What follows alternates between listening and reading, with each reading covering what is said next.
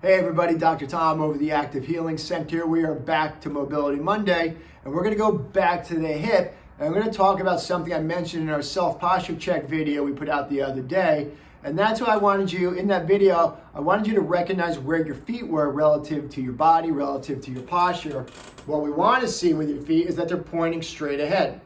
What you may have noticed, and what we notice on a lot of people, is that either one or both feet get rotated outward and they get locked into that position. And that, and keeping this very simple and basic, that is a sign that one of these deep hip muscles, which we call your piriformis muscle, it's a sign that that muscle is restricted and locked up. That muscle is responsible for rotating your hip outward. So what we want to see is that in your hip, you have good internal and external rotation. You should have nice, easy, fluid motion in there.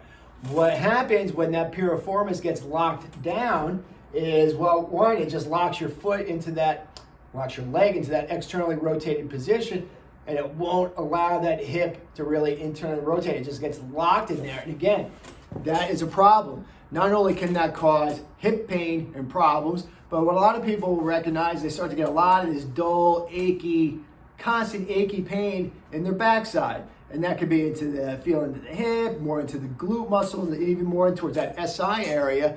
But it also, for people, can mimic sciatica pain. Why? Because the sciatic nerve travels right underneath that piriformis muscle. So when that piriformis muscle gets locked down, it starts to clamp down on that sciatic nerve, and it can start to recreate that sciatic radiating pain down the leg.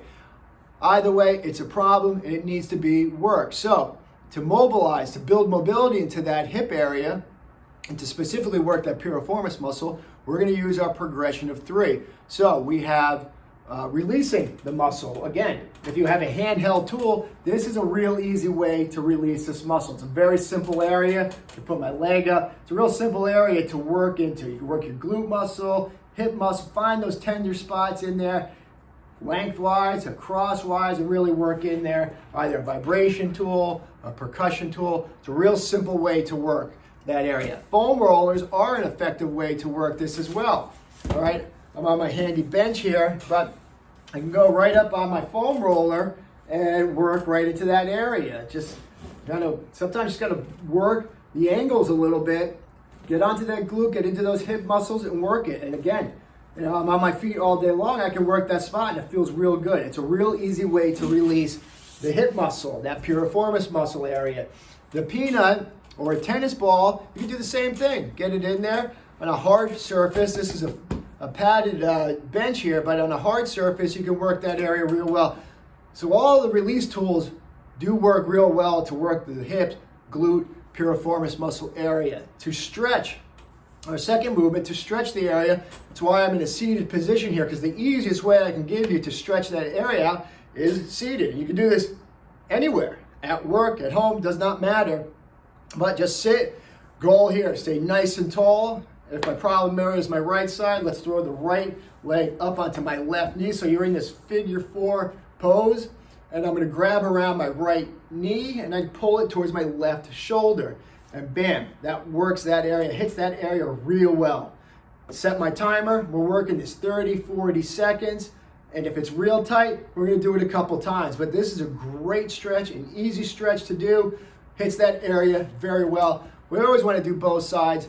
The problem area, we're gonna work a couple times. So that's our stretch. The third component is the mobility portion of it. And again, remember with the mobility part, it's really about resetting your nervous system so that your brain recognizes what that motion, the proper movement of that muscle and that joint is.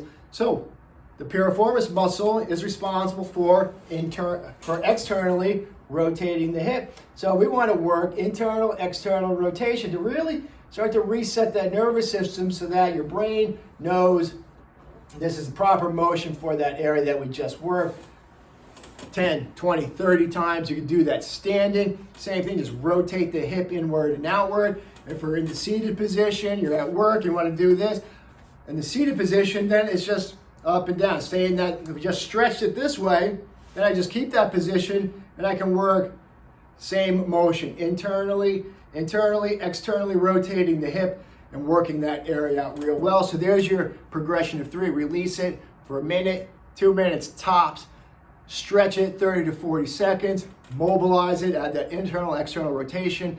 Real simple way to reset that nervous system. Now, let's just say that you've been doing this, problem's not resolving. Well, that can be a sign then that there's other imbalances going on through your lower spine, your pelvis. It may be a shift, an imbalance in your pelvic joint. So it's constantly overloading that muscle, never allowing that muscle to really reset. And that needs to be identified, and that's what we're here to do. So if you're having problems, ongoing problems, and it's not resolving with working it, then it needs to be identified and checked, and that's what we're here to do. So put this into your plan, get it moving. I hope you got something out of the video. If you have any problems, let's just give me a call. We could guide you in how to help. But again, let's get moving. Take care.